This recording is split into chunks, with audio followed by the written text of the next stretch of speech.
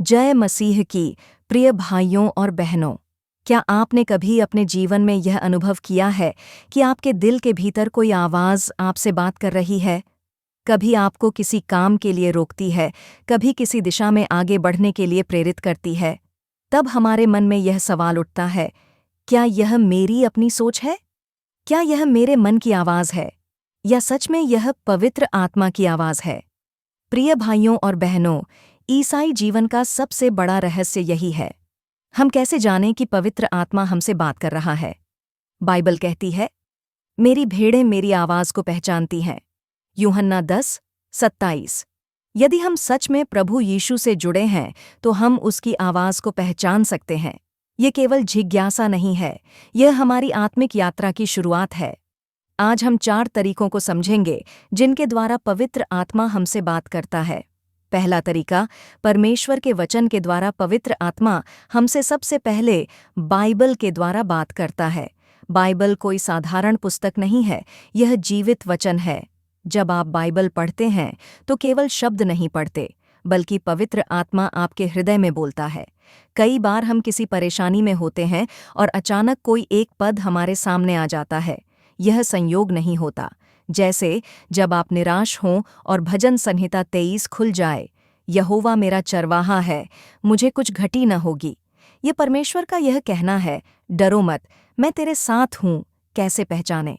पवित्र आत्मा का वचन शांति लाता है, डर नहीं लाता, हमें यीशु के और करीब ले जाता है। दूसरा तरीका, अंतरात्मा और आंतरिक शांति।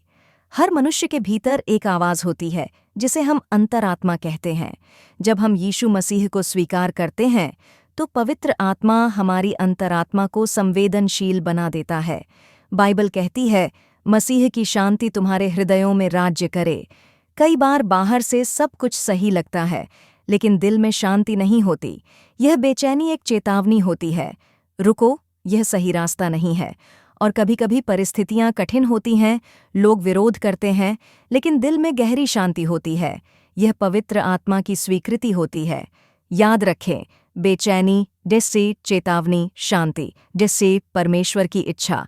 तीसरा तरीका, परिस्थितियों और लोगों के द्वारा पवित्र आत्मा हमसे परिस्थितियों और लोगों के द्वारा भी बात करता है। कभी कोई दरवाज़ा बंद हो जाता है, कभी अचानक नया रास्ता खुल जाता है। योना नबी के जीवन में तूफान आया ताकि वह परमेश्वर की इच्छा समझ सके।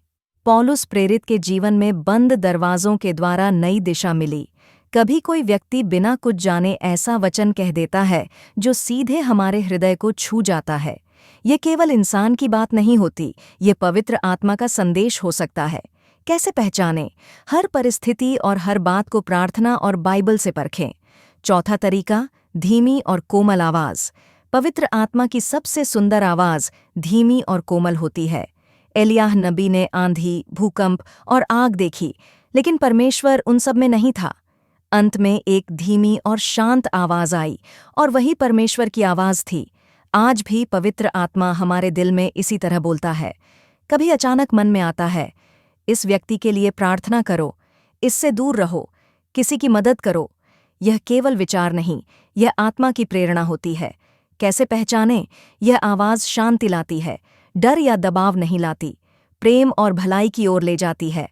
समापन, प्रिय भाइयों और बहनों, पवित्र आत्मा हमसे 4 मुख्य तरीकों से बात करता है।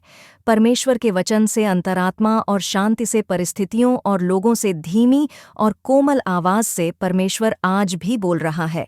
सवाल यह नहीं है कि वह बोलता है या नहीं, सवाल यह है, क्या हम सुनने के लिए तैयार हैं?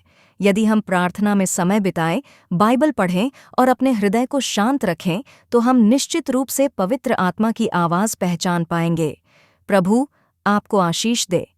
आमीन।